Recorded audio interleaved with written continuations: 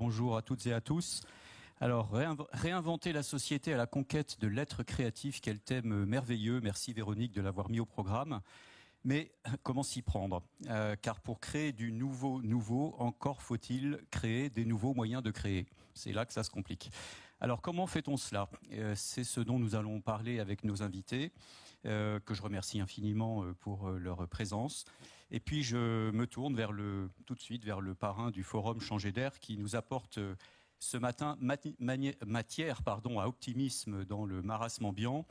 Vous dites, on est passé du travail de l'homme au travail sur l'homme. On a produit de l'agriculture, de l'industrie, du service. Maintenant, on arrive au stade ultime où ce que nous sommes en train de produire, c'est de l'humain. Alors, que nous vaut cet optimisme et puis en quoi cette production de l'humain va radicalement changer les choses pour vous ? Je ne sais pas si vous avez un micro. Oui, j'ai essayé même de donner un nom à ça tout en étant économiste par raccro, mais plus sociologue. Je me réjouis que les économistes s'intéressent au lien social, d'ailleurs, aujourd'hui, puisque je pense que c'est la matrice vraiment du changement. Mais je m'étais risqué, dans un livre, à proposer le concept de quaternaire. La contre-société. Oui, non, bien avant, sur un livre que j'avais intitulé immodestement « La richesse des hommes », avec un clin d'œil évident. Et j'avais proposé le terme de quaternaire, parce que je pense que l'histoire économique ne s'arrête pas aujourd'hui. Et que si tout le monde parle de révolution et de transition et de grandes mutations, il faut aussi des mots pour penser ces mutations. Quaternaire, ça vaut ce que ça vaut, ça renvoie tout de suite à la géologie, mais en même temps, ça renvoie quand même à ce qu'un économiste australien qui s'appelait Colin Clark, repris par Fourastier, par tous ces gens-là, on dit que l'économie, c'était une économie du déversement qui passait d'un grand secteur à l'autre. Vous les avez cités. Hein, on a d'abord eu l'agriculture. Avec une valeur travail qui a complètement changé. Voilà. Et, évidemment, le travail n'a plus du tout le même sens dans le primaire, dans le secondaire ou dans les services. Alors, qu'est-ce que j'ai voulu désigner par quaternaire ? J'ai voulu désigner le fait qu'on n'est plus seulement dans le service à l'individu. On est dans sa production, c'est-à-dire que ce qui devient absolument central dans la production de notre société, c'est l'individu lui-même. On est en train d'en parler, la créativité, l'intelligence. Regardez la santé. La santé, c'est-à-dire tout ce qui est de l'ordre de la compétence et de l'intelligence. Et c'est ce qui va permettre de faire autre chose. Mais aujourd'hui, le bloc central, c'est ça. Le reste, la table ronde s'appelle la créativité. Mais c'est ce qui reste à l'individu. J'allais dire, c'est la seule chose qui lui reste, d'une certaine façon. Cette valeur travail qui devient positive, pourquoi aujourd'hui on est fou ? Pourquoi on est tous sur l'intelligence artificielle, la robotique, l'automatisation, alors que vous dites que c'est ça la vraie richesse ? C'est l'humain aujourd'hui. Oui, mais on a raison de pouvoir simplifier toute une... bon, pour pas parler de moi, pour parler... Alors, puisqu'on parle des économistes, parlons de Cohen, Daniel Cohen. Daniel Cohen a eu une phrase qui est juste. Il a dit surtout, moi je l'avais dit sur un autre mode, mais surtout ne répétez pas deux fois le même geste, parce que le robot le fera très facilement mieux que vous.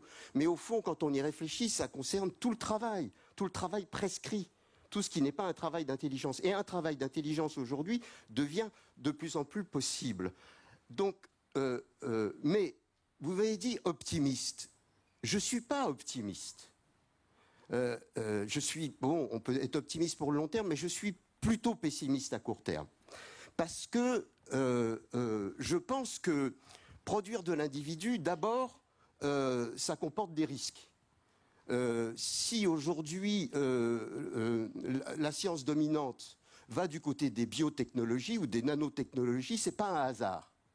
Donc tout ce qu'on a dit dans les tables précédentes, je m'excuse, je suis pas arrivé tout à fait au début, mais tout ce qui a été dit sur la manière dont le contrôle peut être pris de l'extérieur, y compris le contrôle de soi, est vrai. Et il est encore plus vrai à partir du moment où on pourra téléguider les individus, non plus de l'extérieur, pas les GAFA. Les GAFA, c'est déjà le vieux monde, mais de l'intérieur. Donc là, je pense qu'il faut qu'il y ait véritablement une prudence et une éthique. Et puis, la deuxième chose que je crois préoccupante, c'est que ces secteurs qui sont absolument centraux pour le développement et de la croissance. On dit qu'on est une société de la connaissance, de l'intelligence. Alors allons-y.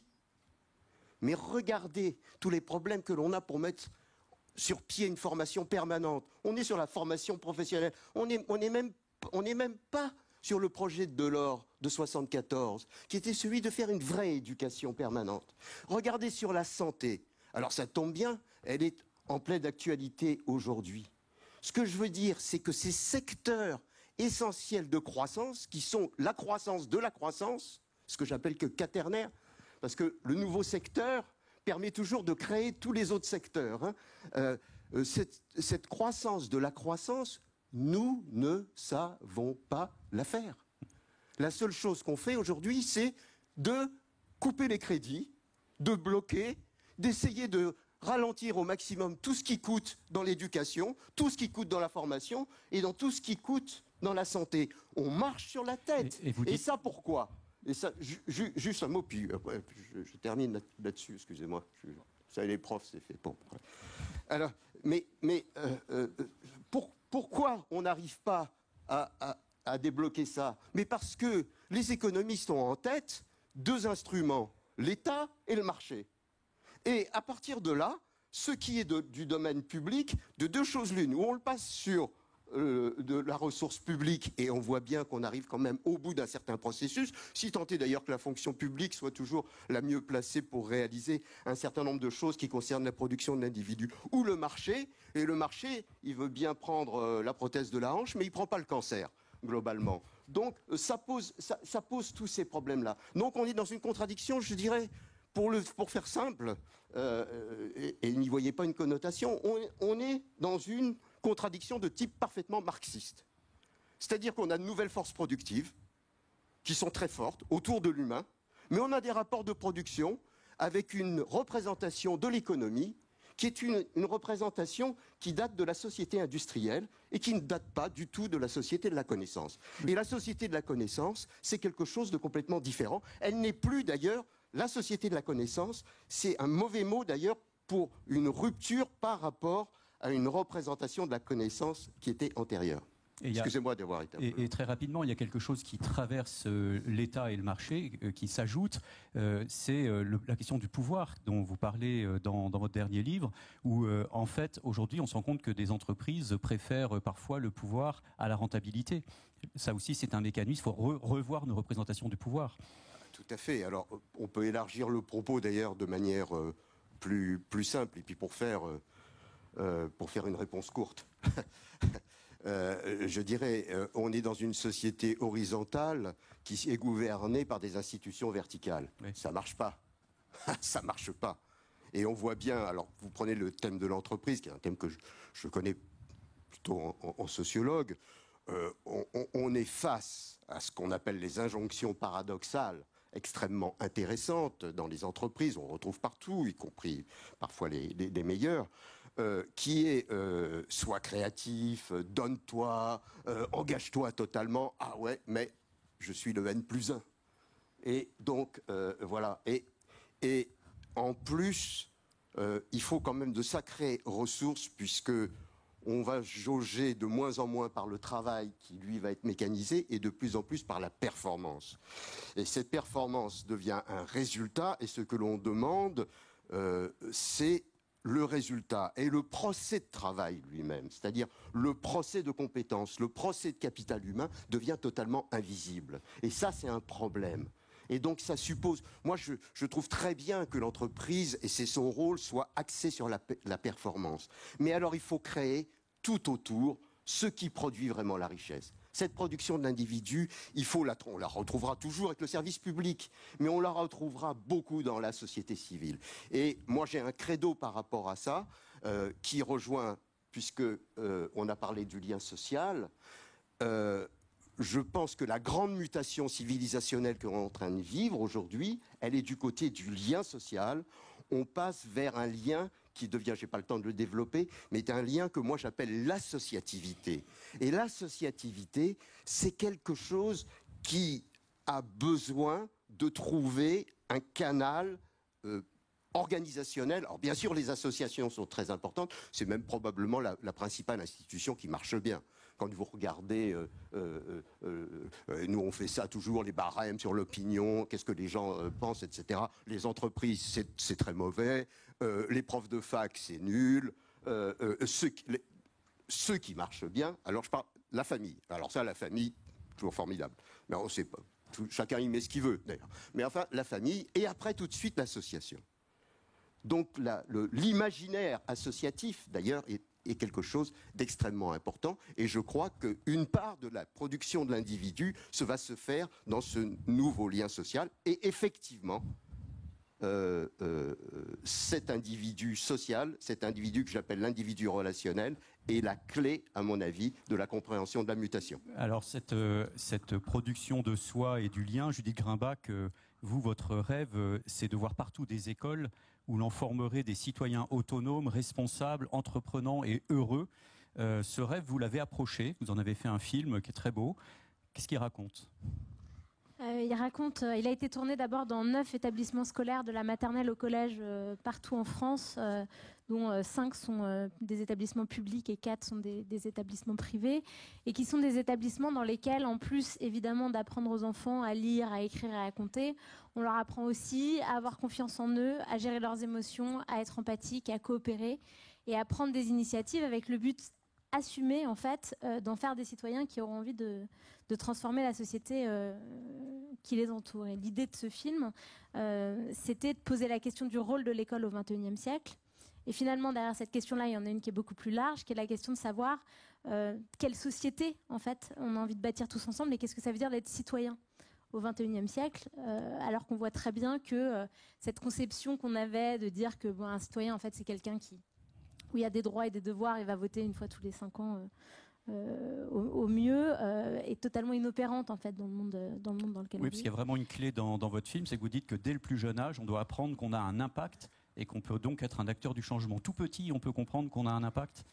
C'est ce qui se passe en fait dans les établissements que j'ai filmés, c'est-à-dire qu'en fait on apprend évidemment aux enfants qu'ils ont des droits et des devoirs, mais en fait on leur apprend aussi qu'ils ont un pouvoir de changer les choses.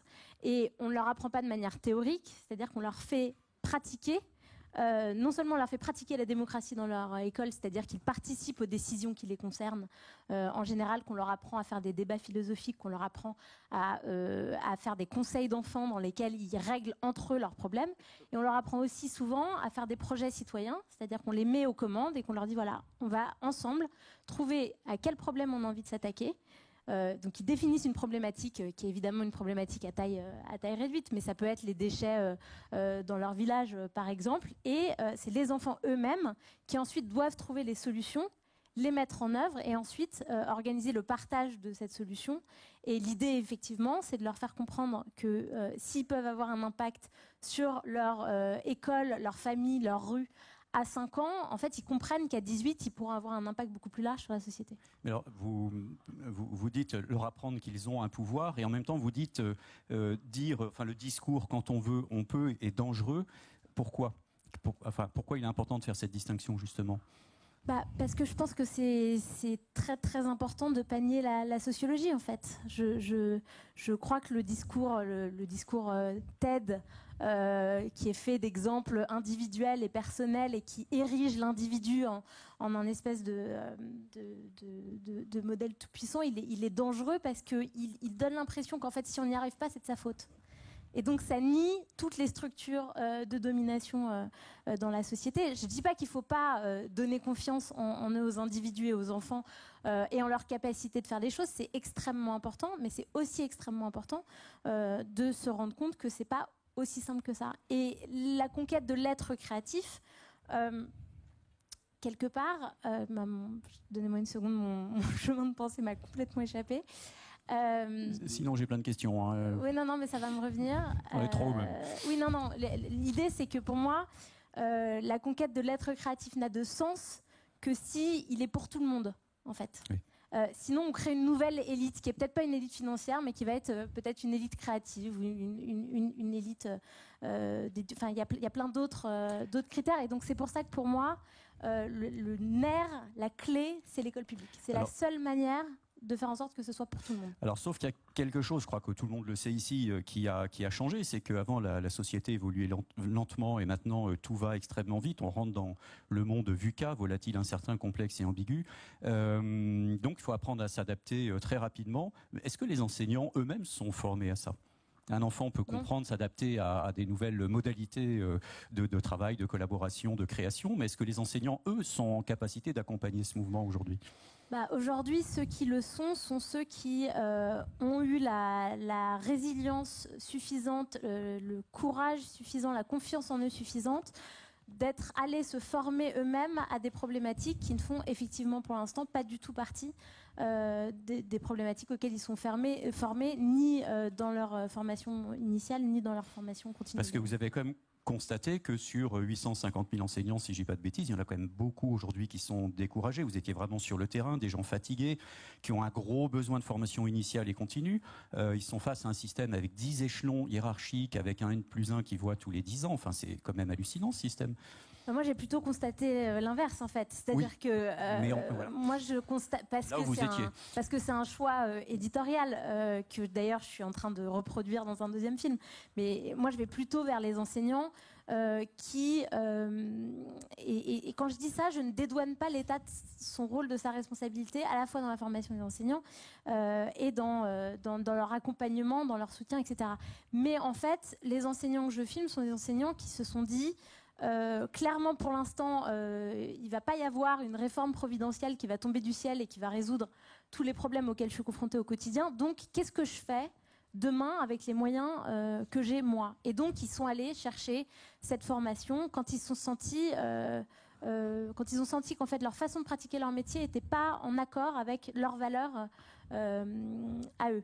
Et donc oui, le système a énormément de failles, et je suis toujours un petit peu déchirée entre le fait de pointer du doigt les failles du système et d'en même temps dire qu'il se passe des choses formidables sur le terrain, ce qui ne veut pas dire qu'il ne faut pas encourager le système à se transformer. Alors, une réponse rapide, si possible. Quelle serait vous êtes demain ministre de l'Éducation, vos 2 premières mesures phares. Vous avez une baguette magique, faites ce que vous voulez. Hein. Et puis, dans la foulée, le conseil que vous donneriez aux enseignants. Alors là, c'est toujours très très compliqué hein, cette question. Je crois que le premier truc à changer, c'est effectivement la formation des enseignants et transformer cette formation pour qu'elle prenne soin en fait des êtres qui la composent. Prendre soin de ceux qui prennent soin. Bah oui, en fait, on peut pas demander à des adultes qui se sentent pas accompagnés, pas formés, maltraités par un système, de donner confiance en eux à des enfants. Je veux dire, c'est absolument pas possible. Donc, prendre soin des individus, faire en sorte que les enseignants aient accès à une formation qui réponde à leurs besoins réels. C'est-à-dire que les enseignants, ils sont très souvent infantilisés en fait, et on leur donne pas les moyens de choisir les formations auxquelles ils ont envie d'avoir accès, et les problèmes qu'ils ont envie de pouvoir résoudre. Et je fais juste un tout petit, et après je termine rapidement. Parce que je vais me faire enguirlander par Éloi sinon après. Il y a une chose très très intéressante que j'ai observée dans les classes que j'ai filmées, c'est que c'est le lien entre individu et collectif. C'est-à-dire que c'est des classes dans lesquelles on permet à chaque individu d'exister comme il est, avec ses différences, avec ses forces, avec ses fragilités, de trouver aussi qui il est, d'apprendre à comprendre qui il est, mais aussi qu'il est au sein de ce collectif. Et c'est cette tension entre les deux qui fait qu'il y a quelque chose de génial qui se passe. Et du coup, ça va me permettre de finir très rapidement. J'ai donné aucun conseil à donner aux enseignants. Je ne suis pas enseignante moi-même, je n'ai même pas d'enfant moi-même, donc je suis extrêmement... tout ce que je veux faire, c'est montrer des enseignants qui, en fait, sont plus heureux aussi dans leur façon de pratiquer leur métier à d'autres enseignants qui se sentent en souffrance, en espérant que ça puisse leur donner des outils pour améliorer leur quotidien. Donc, j'ai pas de conseils à leur donner. Le conseil de Michel Serres, c'était « soyez vous-même ». Merveilleux conseil. Je pense que c'est un très bon conseil. Alors, Bertrand Perrier qui vient de nous rejoindre, merci. Vous faites de la parole un sport de combat de haut niveau que vous mettez en pratique avec vos étudiants de Seine-Saint-Denis, donc que vous formez à l'art oratoire. Alors que ceux qui n'ont pas vu le film à voix haute se précipitent parce que c'est magnifique. Pourquoi cet engagement pour aider vos étudiants à libérer leur parole ? Bonjour, mille pardons de mon retard. Pourquoi cet engagement ? D'abord parce qu'on me l'a demandé. C'était pas un engagement qui était pour moi évident. J'avais pas une vocation initiale à aller enseigner la prise de parole en public et encore moins en Seine-Saint-Denis. Il se trouve que Stéphane de Freitas, qui a créé donc le programme Eloquentia et que j'avais moi-même eu comme étudiant, m'a demandé de venir passer le périphérique pour aller le samedi matin au bout de la ligne 13. Ce que je fais donc depuis, mais avec d'autres, hein, on est des dizaines en réalité à participer à ce programme, ce qui existe depuis 2012, qui a été effectivement mis en lumière par le documentaire de Stéphane, mais qui a existé avant et qui existe depuis. C'est ça qui est formidable, c'est que le projet n'a pas eu besoin du film pour exister, il existe indépendamment du documentaire. L'intérêt de tout cela me paraît être de partir du constat que la parole et la maîtrise des codes de la prise de parole en public est un marqueur social. Et qu'on aurait tendance à dire dans la société aujourd'hui, dis-moi comment tu parles et je te dirai qui tu es. Et c'est redoutable, c'est peut-être contestable, mais malheureusement c'est ainsi. Et donc le pari de Stéphane et de l'équipe qui l'entoure, dont je fais partie, est d'essayer de former à la prise de parole pour échapper au déterminisme et de se dire qu'on s'insérera mieux à tous égards, hein, pour trouver un stage, pour trouver un boulot, pour trouver une formation dans l'enseignement supérieur, si on maîtrise un peu les codes de la prise de parole en public. Alors donc vous faites de la parole, un sport de combat. Alors pardon pour la question qu'on a dû vous poser 3 milliards de fois, mais je pense qu'elle est importante. Est-ce que débattre, c'est battre l'autre ? Alors, j'exerce un métier par ailleurs qui est le métier d'avocat où, en effet, le débat judiciaire se termine parce que il y a dans un procès un qui gagne et un qui perd. Mais évidemment, vous aurez bien compris que le titre du livre, hein, la parole est un sport de combat, avait aussi une vocation commerciale. Hein. Objectivement, c'était un bon titre. Donc, voilà, à l'origine, ça s'appelait pas comme ça d'ailleurs. Ça s'appelait La Belle Parole, mais La Belle Parole, on en vend 50. Donc, je confesse une concession aux problèmes éditoriaux. Après, il est bien évident que pour moi, quand j'ai accepté ce titre, c'était dans l'idée que la parole était d'abord un sport de combat sur soi-même. Et moi-même, j'avais été dans les affres de ce combat, puisque je dis et je répète que j'étais un ancien timide et que lorsque j'avais l'âge qu'ont mes élèves aujourd'hui, j'aurais été incapable de faire ce qu'ils font, et que donc je suis très admiratif de ce qu'ils font et que je n'aurais pas su faire. Et donc, c'est d'abord pour moi un combat contre soi-même. Et après, c'est aussi un débat intellectuel avec les autres. Et je me dis que débattre, c'est effectivement le contraire de se battre, en tout cas physiquement, et que là où on met un peu de débat et un peu de mots, on enlève un peu de violence. Souvent, la violence physique vient aussi de l'incapacité à débattre. Donc, je ne dis pas que le débat est un combat qui se termine en ayant terrassé l'autre. On peut aussi co-construire quelque chose par le débat, et c'est ça qui est merveilleux dans le débat, c'est que le débat, c'est accepter la contradiction de l'autre pour arriver ensemble à un message. Donc voilà, le double sens du combat, c'est d'abord un combat sur soi, et ça peut être un combat avec l'autre pour faire naître une vérité commune. Alors vous dites un truc assez dingue, vous dites moi-même j'ai peur à chaque fois, le jour où je n'aurai plus peur, alors j'arrêterai de plaider. Alors venant du Jedi de la parole, je peux vous dire que moi ça m'a un peu libéré parce que je suis pété de trouille à chaque fois que je prends un micro. Vous dites que parler, c'est plus risqué que le saut à l'élastique parce que ça pousse les gens à se dévoiler. Ma question, c'est est-ce que pour atteindre l'autre, il faut accepter de se montrer à nu, accepter de montrer sa vulnérabilité, ou est-ce qu'il faut se construire une armure ? Non, mais alors quand je dis que j'ai peur, c'est vrai que je le revendique, mais la peur plutôt comme un carburant que comme un inhibiteur. La peur, elle vient simplement de cette tension entre ce qu'on attend de soi et ce qu'on risque de produire. Donc si je risque de me décevoir, j'ai peur. Et cette peur-là, elle ne me quitte jamais, et je la crois assez salvatrice, quelqu'un qui n'aurait pas peur de parler, et pour moi, quelqu'un qui est en danger de ne rien dire. Donc, je crois véritablement que cette peur-là est aussi une exigence.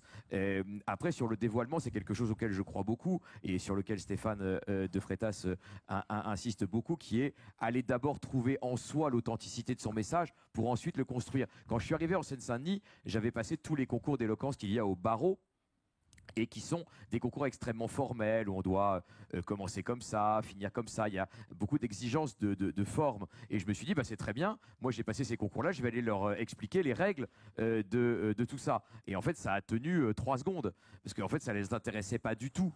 Eux, ce qui les intéressait, c'était d'aller chercher en eux-mêmes leur message, et ensuite que nous, on les aide à le rendre plus clair, plus cohérent, plus convaincant. Mais l'idée de faire d'abord un double chemin, c'est-à-dire d'abord en soi pour trouver son message et ensuite vers les autres pour l'exprimer. Enfin, avec vous, avec comment dire, le sport de combat, ça devient du best jump, parce que vous dites un orateur, s'il tombe, il doit mourir, s'il s'égratigne, ça n'a aucun intérêt. Alors, vous admirez Fabrice Lucchini, Barack Obama et le camelot du marché du Puy-en-Velay. Qu'est-ce qu'ils ont en commun, ces trois-là ? Pas grand-chose probablement, mais ce sont 3 formes de prise de parole qui me plaisent.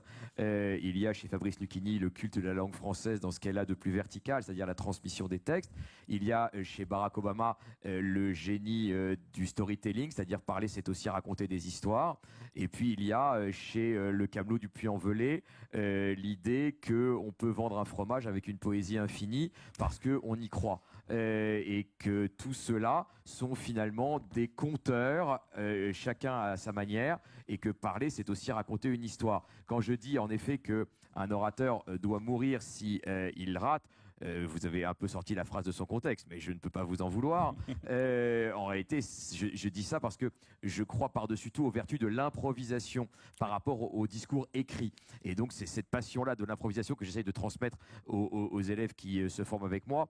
Je considère que la parole, elle est dans l'instant, elle est dans la vérité de l'instant. Si elle est préméditée, c'est comme un crime, c'est une circonstance aggravante. Donc, je crois que la parole naît de l'instant, et effectivement, avec le risque aussi de ne pas naître dans l'instant, et donc cette adrénaline de l'orateur qui ne sait pas quelle sera la phrase qui va suivre et qui se laisse porter par la confiance en soi. Et c'est pour ça que ce qui a été dit sur la confiance en soi est essentiel, parce que la parole, c'est d'abord une affaire d'image de soi et de confiance en soi, et donc avoir la confiance en soi pour se dire que les mots viendront, avec l'idée que peut-être effectivement il y a quelque chose de l'ordre du funambulisme dans l'improvisation. Le jaillissement spontané, l'improvisation, vous auriez pu être musicien de jazz.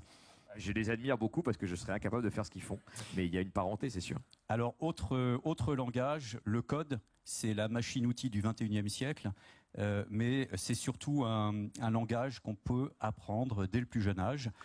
Mais alors, comment le faire sans les écrans, puisque certains nous disent, Tisseron et d'autres, qu'il ne faut surtout pas le faire quand on est jeune, c'est même contre-productif. Et alors, c'est à cette question apparemment totalement insoluble que vous êtes attaquée, Amélia Mattar. Comment vous avez fait ?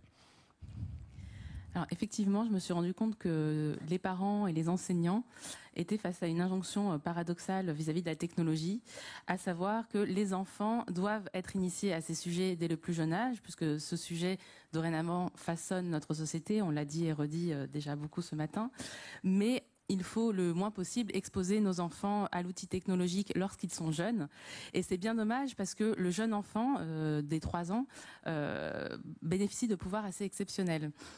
Il est en capacité d'apprendre et de mémoriser de manière tout à fait remarquable. Et on attend aujourd'hui assez tardivement pour lui présenter l'outil technologique alors qu'il est entouré dans son foyer et dans son quotidien par tout un tas de technologies. Donc je me suis demandé comment est-ce qu'on pouvait effectivement proposer aux tout jeunes enfants une initiation à ces sujets, mais sans écran. Et en fait, c'est assez simple parce que l'informatique repose sur des concepts qui sont totalement indépendants des écrans et qu'on peut manipuler. Donc à la façon dont Maria Montessori notamment a proposé le français, les mathématiques, le langage sous la forme de manipulation aux tout jeunes enfants, je me suis demandé comment on pouvait proposer l'informatique sous forme de manipulation aux jeunes enfants. Peut-être quelques mots sur Maria Montessori, peut-être tout le monde ne connaît pas. C'est quand même une grande dame qui a inventé une méthode il y a plus de 60 ans et que vous donc renouvelez ou appliquez. Elle avait demandé d'ailleurs aux générations futures de se réapproprier ces méthodes, ce que vous avez fait. Mais pourquoi ce choix de Maria Montessori plus qu'un autre, Steiner ou je sais pas quoi. Enfin bref, il y a un foisonnement là aussi. Oui. Alors Maria Montessori, effectivement, c'est une approche qui date. La première école Montessori date de 1907, et je crois qu'à l'époque, elle avait véritablement une vision très juste et très adaptée à nos problématiques actuelles. Pourquoi Maria Montessori? Parce que ce que j'admire beaucoup dans son œuvre, c'est la démarche très scientifique qu'elle a eue et qui aujourd'hui est plébiscitée par nos scientifiques. Aujourd'hui, voilà, on sait que ce qu'elle a vu du jeune enfant se confirme par des études scientifiques, notamment sur le fonctionnement du cerveau et le fonctionnement des besoins du tout jeune enfant. Et je crois que son approche a vraiment fait ses preuves dans des milliers d'écoles et au travers le monde. Aujourd'hui, l'approche Montessori, on l'observe dans de très nombreux pays et on observe qu'elle fonctionne très bien auprès de tous les enfants, indépendamment de leur origine sociale ou de leur origine géographique. Et donc je me suis dit qu'il serait effectivement très intéressant de reprendre ces acquis qu'elle nous a livrés et de les étendre à un sujet qui aujourd'hui est encore une fois extrêmement important. Les lois naturelles de l'enfant, c'est ça. Et donc vous avez travaillé avec une chercheuse du MIT, Kimberly Smith, qui elle-même donc a travaillé sur l'approche Montessori. Ça a donné quoi cette collaboration? C'était quoi l'objectif? Alors effectivement, je suis tombée sur les travaux de Kimberly Smith, qui est une chercheuse du MIT, qui a fait 3 ans de recherche sur l'application de l'approche Montessori à la transmission du numérique chez les jeunes enfants. Donc voilà, c'était vraiment une approche qui était très très très proche de ce que j'avais envie de faire moi aussi. Et donc je me suis réapproprié ces travaux. On a beaucoup collaboré grâce à la technologie, parce que voilà, outre-Atlantique c'était compliqué, mais on a collaboré par Skype notamment, et on a regardé ensemble comment est-ce qu'on pouvait utiliser ces recherches qui ont abouti à des activités concrètes proposées aux enfants et les appliquer du coup aux enfants auxquels dont j'avais la charge en France. Est-ce que cette collaboration a notamment permis de créer le kit que vous avez amené aujourd'hui? Oui. Et alors c'est une première mondiale puisque voilà, c'est le tout premier exemplaire qui sort de chez l'éditeur. Je crois que vous pouvez le mettre verticalement, que les gens le voient, voilà. Et en dire quelques mots rapidement. Oui, alors donc on a créé les premiers ateliers coloris en septembre 2017. Donc on a un petit peu de recul sur la pratique qu'on a eue au sein de ces ateliers et on a trouvé intéressant de proposer aux parents et aux enseignants un petit outil, un petit kit qui leur permette de faire à la maison ou en classe une introduction des ateliers que nous on propose toute l'année. Et donc avec Kimberly, on a imaginé des activités qui puissent rentrer dans ce format. Et parmi ces activités figure un conte que j'ai écrit et qui vise, donc un conte pour enfants, qui vise à proposer sous la forme de la narration des concepts informatiques aux tout jeunes enfants, parce qu'on sait que la narration est un puissant outil pour capter l'attention des enfants. Et donc voilà, vous pouvez notamment retrouver, entre autres, dans ce coffret, Ayo le robot. Alors vous dites que la créativité, l'empathie, la prise de parole ne sont pas considérés comme des enseignements importants. Pourquoi le devenir soi est aussi important selon vous que le code? Pourquoi ça doit marcher ensemble? Alors laissez-moi quelques secondes pour réfléchir à ma réponse. Je crois que le code, aujourd'hui, c'est un outil parmi, effectivement, beaucoup d'autres à proposer aux enfants. Judith l'a évoqué tout à l'heure, il y a énormément de nouvelles compétences qu'il faut absolument livrer à nos enfants pour qu'ils puissent faire face sereinement aux enjeux qui sont les nôtres et qui sont énormes. Je pense que la génération qui arrive n'aura... à faire face à elle à des enjeux qui sont très très gros et pour lesquels il faut absolument l'équiper. Moi aujourd'hui je me suis attaquée entre guillemets au sujet de la technologie parce que c'est une passion depuis toute petite. Voilà, je suis la geek de la famille et qu'il me paraît important effectivement que les enfants soient outillés. Mais je crois que cet outil, la technologie, doit forcément s'inscrire dans un panorama d'autres outils à proposer à l'enfant. Et alors, ma question est peut-être très naïve et bête, mais est-ce que le code, c'est quand même quelque chose qui fonctionne vraiment sur la rationalité? On est sur la causalité, sur un objectif, sur du rétro-engineering, enfin toutes ces techniques, mais qui sont très rationnelles. Est-ce que apprendre les humanités avec le code, c'est pas une manière d'éviter justement qu'on tombe dans une forme de cerveau hyper rationnel, mais qui conduirait le monde peut-être à sa perte? Est-ce que face à l'automatisation du monde, il ne faut pas crier haut et fort qu'il faut développer l'humain, les humanités, et que ça doit marcher dès le plus jeune âge? Alors, mon intention et ma conviction face à la transmission de ces sujets, c'est aussi de donner aux enfants des moyens de développer leur esprit critique face à ces sujets. Voilà. Et je crois que ces réflexes de pensée, on les acquiert véritablement dès le plus jeune âge. Et encore une fois, le tout jeune enfant, avant 6 ans, bénéficie d'une plasticité énorme, d'une capacité d'apprendre énorme. Et tout ce qu'on acquiert dans ces jeunes années va nous suivre très très longtemps. Et donc, mon idée, c'était vraiment que ces enfants, en manipulant la technologie, en y étant confrontés très jeunes, mais sans danger et sans le danger notamment de l'écran, puissent plus tard avoir un esprit critique et avoir une consommation plus raisonnée de ces outils. Alors, on aimerait, je pense, tous voir des activités comme Coloris dans toutes les maternelles, mais vous dites que c'est pas gagné parce qu'il faut y aller école par école. 36 000 communes en France, on fait le calcul, on n'est pas rendu. Alors, je veux surtout pas faire de bashing sur l'éducation nationale, c'est pas le propos. Hein. Mais là encore, vous, sur le terrain, vous êtes confronté à cette réalité d'un système très vertical, très rigide, qui a déjà été... Comment vous... au quotidien, et comment vous comptez développer Coloris compte tenu de cette difficulté Alors effectivement, on peut se dire que l'éducation nationale, c'est un gros mammouth à affronter, même pas peur, j'ai envie de dire. Nous, ce qu'on fait déjà, c'est effectivement de mettre à disposition ce genre de petits outils, de manière à ce que tout à chacun puisse s'approprier les outils qu'on a développés et puisse les proposer à leur enfant ou à leur classe. Donc là, on passe par les parents quelque part. On passe par les parents ou par les enseignants. Ce qu'on fait également, c'est de la formation pour les enseignants et pour plus largement la communauté éducative. Il ne faut pas oublier que les enfants passent effectivement beaucoup de temps en classe, mais ils passent aussi beaucoup de temps hors de la classe, notamment dans les centres de loisirs. Et on travaille beaucoup avec les centres de loisirs. Ils passent un temps énorme sur les activités périscolaires. Et je pense que c'est des moments qui sont complètement délaissés, alors qu'on a vraiment de l'espace pour prendre en charge les enfants à ce moment-là. Et ce qu'on essaye de faire aussi vis-à-vis de la communauté éducative, c'est de briser les barrières psychologiques qu'ils ont vis-à-vis de la technologie. Parce que quand on propose à une enseignante ou un enseignant de maternelle d'initier ses enfants à la technologie, lui-même va être réticent par rapport à sa propre compréhension du sujet, alors que ce que je dis souvent, c'est qu'on est en train de leur apprendre à compter jusqu'à 10 en informatique. Donc c'est accessible à l'adulte puisque ça l'est à l'enfant. Merci beaucoup. Alors Catherine Gall, vous travaillez dans un lieu hors du commun, un camp de base pour explorer le futur, où vous accueillez celles et ceux qui entendent défier l'impossible. Rien que ça. Comment est né ce projet fou ? Ce projet fou, il est né il y a une dizaine d'années dans la tête d'un entrepreneur du sud de la France qui s'appelait Frédéric Chevalier, qui malheureusement ne l'aura jamais vu ouvert puisqu'il a perdu la vie 2 mois avant l'ouverture. Donc ce campus, il a ouvert le 28 septembre 2017. Et son fondateur, après avoir monté tout le dossier, je vais vous donner un petit peu des exemples de ce modèle hybride, malheureusement meurt dans un accident de moto en quittant le campus. Donc le campus, il ouvre quand même. Et pour rebondir sur ce qui s'est dit dans la table ronde précédente, je pense qu'il y a une dizaine d'années, dans la tête de Frédéric, il y avait un peu tout ce qui s'est dit ce matin. Il y avait ces injonctions paradoxales du fait que quand on est parent et qu'on voit les systèmes éducatifs, on se dit finalement j'ai envie de mettre mes enfants plutôt dans des filières élitistes parce qu'il faut qu'ils accumulent du savoir, il faut qu'ils accumulent des compétences. Et lui, il s'est rendu compte que son propre parcours allait à l'opposé de ça. Donc ça, c'était un premier constat.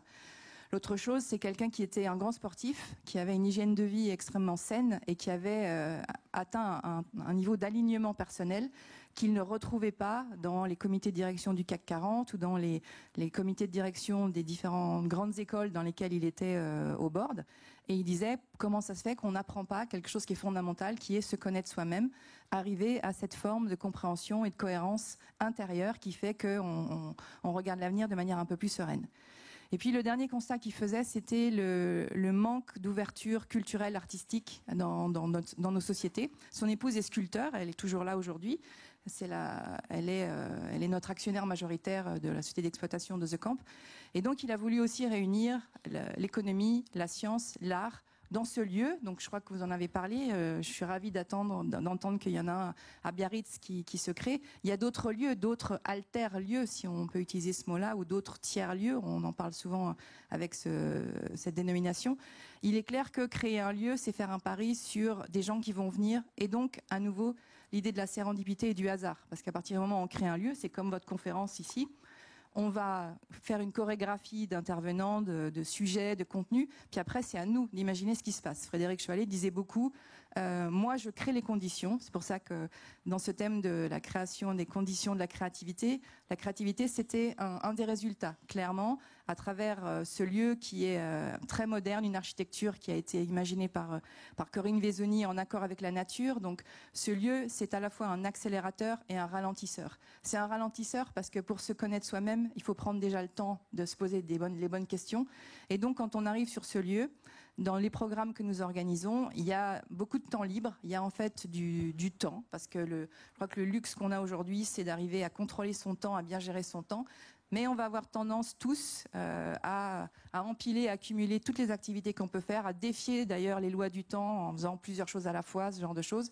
À The Camp, il y a cette idée qu'on a un programme, un fil directeur, mais on va aussi être ouvert à d'autres choses qui vont se matérialiser par les rencontres, par les discussions, par quelque chose qu'on entend, une expérience qu'on veut faire. Donc ça, c'est extrêmement important.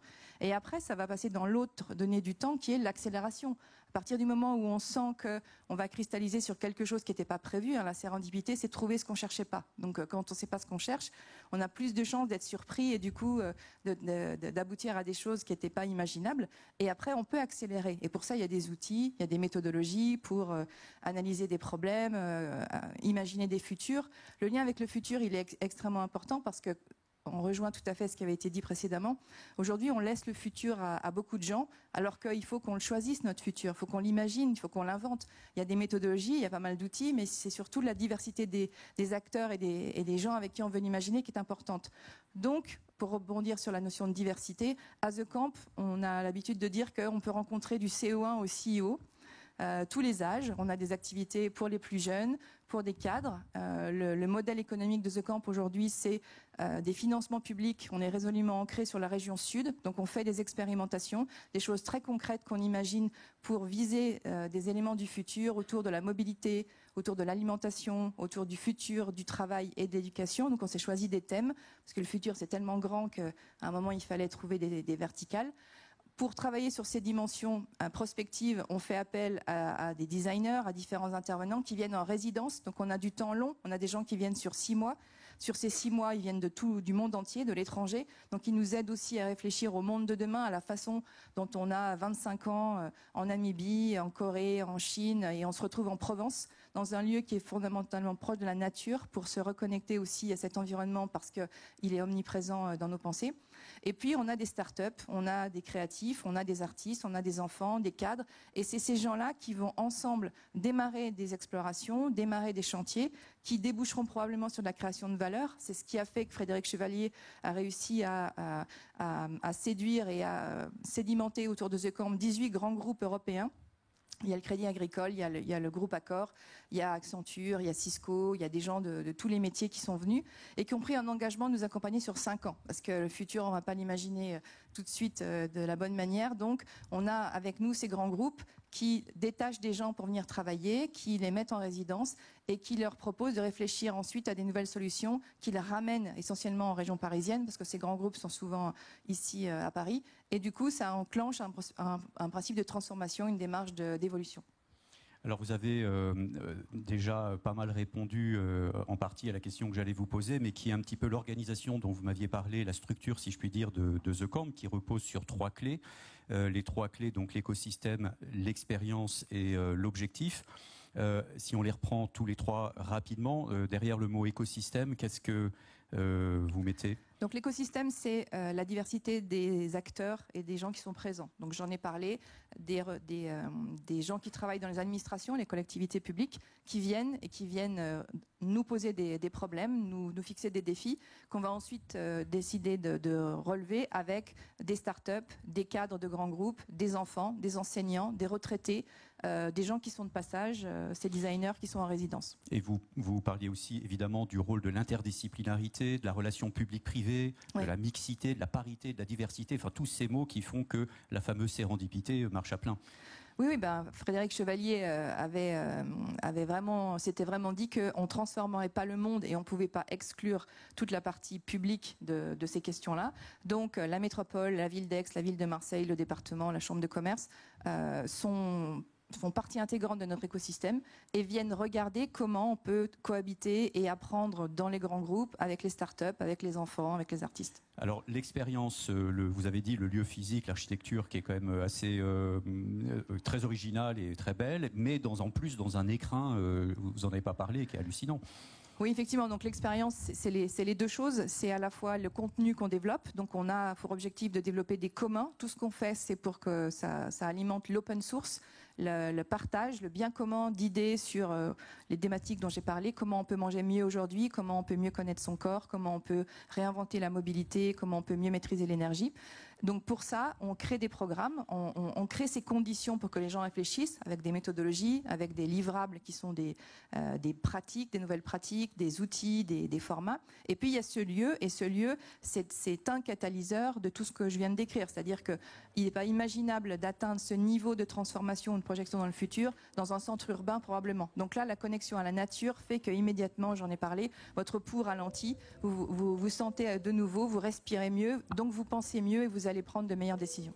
Et l'objectif, donc, c'est tout ça doit servir un objectif, mais juste, vous en avez déjà parlé, mais est-ce que on est dans une approche solutionniste ou est-ce que vraiment vous autorisez à aller au-delà de l'impossible, c'est-à-dire non, on prend vraiment le temps Aujourd'hui, le dernier E, c'est expérimentation. Donc tout ce qu'on fait, ça doit déboucher sur des prototypes, sur des scénarios, sur des solutions. Donc il y en a plusieurs et si vous allez voir notre site, vous verrez qu'en 18 mois, il y a déjà pas mal de projets qui ont abouti à des résultats sur améliorer la mobilité, à travailler sur la qualité de l'air dans la région sud. Donc tout ça, ça doit vraiment s'inscrire dans une démarche où on va co-construire ensemble un futur en regardant toujours le loin et le près, donc en faisant ces allers-retours. Dernière question, peut-être si on a le temps, vous pourrez réagir également si vous le souhaitez. Je pense que là, pour avoir discuté avec un certain nombre d'étudiants, que la jeune génération aujourd'hui se pose la question de savoir si l'effondrement, pour prendre un raccourci, n'est pas un manque, soit un manque de créativité de notre part pour ne pas avoir su l'anticiper, soit un trop plein de créativité, mais avec un manque d'éthique, de responsabilité. Est-ce que The Camp, c'est à la fois plus de créativité, mais au service de plus d'intérêt général ? Alors effectivement, The Camp, c'est pas plus de créativité pour alimenter les comptes de résultats et la valorisation des entreprises, c'est plus de créativité pour servir le plus grand nombre. Donc dans tout ce qu'on fait, il y a vraiment une partie qui est destinée à donner des nouvelles clés à des gens pour qu'ils vivent mieux, qu'ils se projettent dans un futur, montrer aux enfants qu'il n'y a pas de déterminisme effectivement par rapport à leur milieu social et qu'il y a plein de métiers qu'ils vont pouvoir faire et qu'ils vont pouvoir envisager.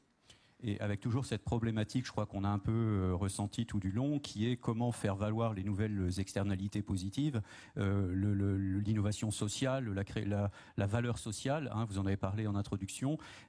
Aujourd'hui, il y a deux modèles économiques qui se percutent. On voit bien qu'il faut qu'on aille vers un modèle public-privé qui doit complètement se réinventer.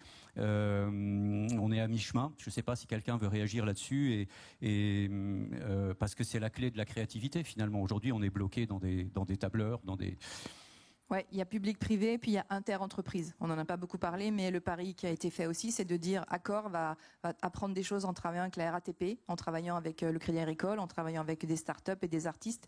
Et cette ouverture sur de la base d'une confiance mutuelle, puisqu'ils sont dans ce lieu-là pour une durée de 5 ans en se faisant confiance, ça va être porteur d'idées, ça va être porteur de nouvelles solutions. Magnifique. Juste pour terminer, merci infiniment. Et vraiment, je vous encourage à aller lire leurs livres, voir leurs DVD, acheter, voir leurs kits, etc. Et aller visiter The Camp. Tout ça est absolument merveilleux. Et je pense qu'on aurait pu faire 3 colloques avec les invités qui sont ici. Merci beaucoup. Merci beaucoup, Niels. Merci à vous, mesdames, messieurs.